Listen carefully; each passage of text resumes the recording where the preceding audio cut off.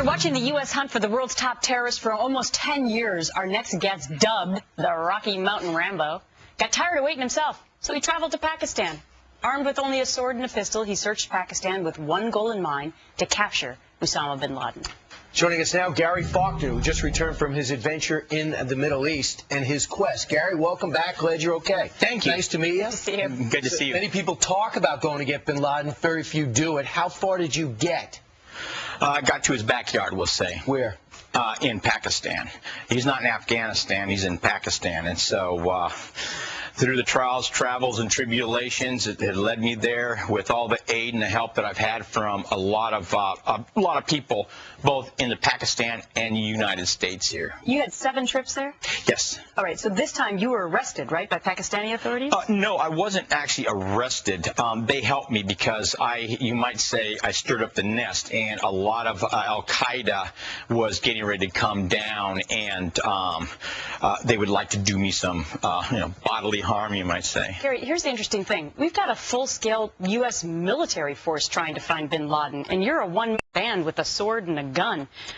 What does that tell you about the U.S. military system and not being able to find him, but you might find him? Well, the difference is, you see, people, you could say that, but we see our military. They see our military. When you see the enemy, it's easier to avoid.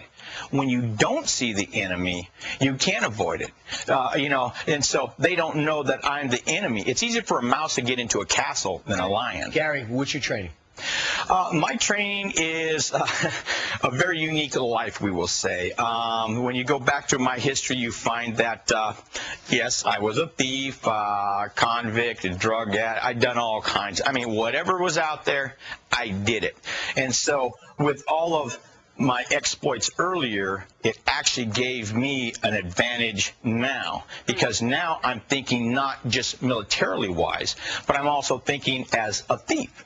If you're going to go in and boost a bank or jewelries or anything like this, you have to go past the security system, the alarms, everything else. Have you killed before? Yeah, I've killed elk and deer and things like this. My thing is not to kill, though. See, you want to bring him home alive because you want him to get the same treatment that Saddam Hussein got. Oh, yes. I mean, this guy was in a hole like a dog. I mean, he came out, he looked like a crazed man, and then he made a big boast in front of the courts and everything else, and then he was executed, and now when we think about him, he's a byword. So are you doing this, Gary, for the reward money? Or if not that, why? No. See, that's where everyone gets this mistaken, because the reward money is actually going to be going to a lot of churches and organizations that need this, okay? That's not what my objective is. My objective is this. I have a faith, and everyone has a faith of some sort and degree.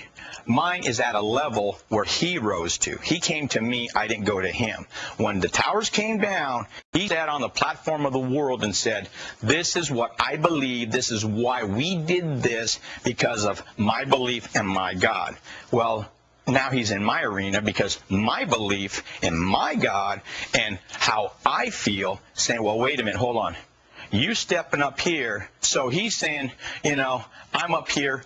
Who will oppose me? And he is Bin Laden, and you're going to go. You would go to jail for it. There's 4 guys from Washington who are in jail, Pakistani jail right now. Right. But the difference is that I put my life on the line. I bet my life on this, and I'm on dialysis. I got tubes hanging out right here. Okay.